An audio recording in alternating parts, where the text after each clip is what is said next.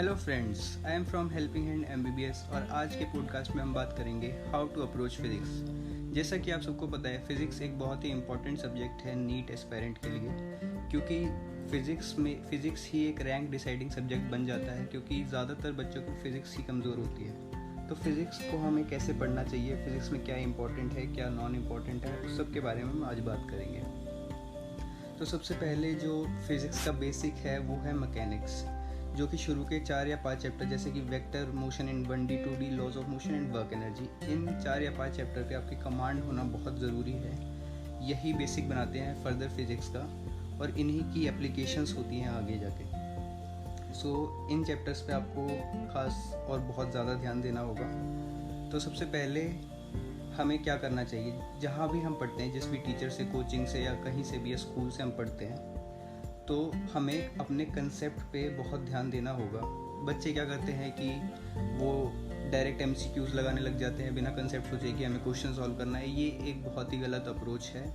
जब तक हमें कंसेप्ट नहीं पता होगा हम MCQ नहीं कर सकते हैं। और फिज़िक्स ऐसा सब्जेक्ट है जिसको रटा नहीं जा सकता है। Physics is like we have to understand the concept, and now we can do 100 questions without even revising it.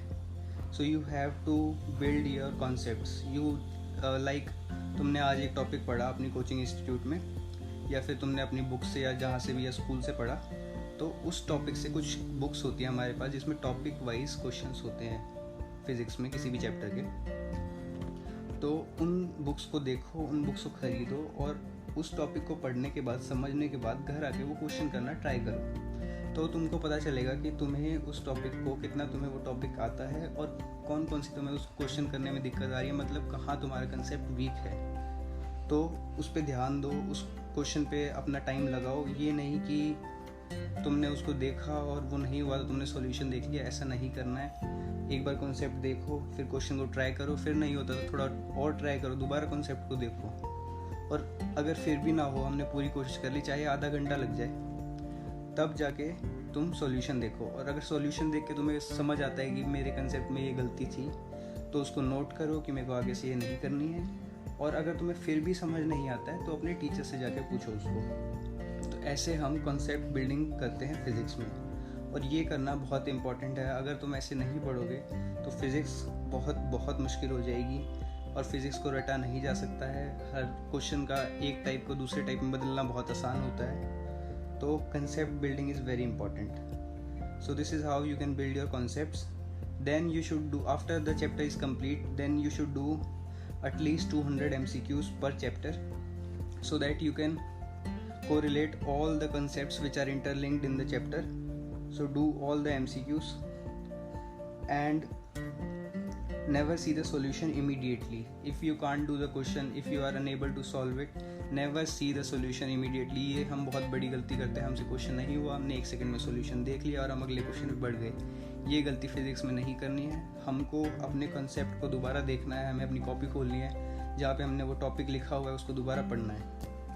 तो ये करना बहुत इम्पॉर्टेंट है। दूसरा, फिज़िक्स में ये इम्पॉर्टेंट है कि जब हमारे बहुत सारे चैप्टर्स हो जाते हैं, जैसे हम बहुत सारे टॉपिक्स पे कमांड कर लेते हैं, तो जब हमारे टेस्ट होते हैं तो हम भूल जाते हैं पुराने टॉपिक्स। तो इसके लिए हमें क्या करना है, हमें एक पेज लेना है, हमें उस चैप्टर के सारे फॉर्मूले उस पेज पे लिख लेने हैं।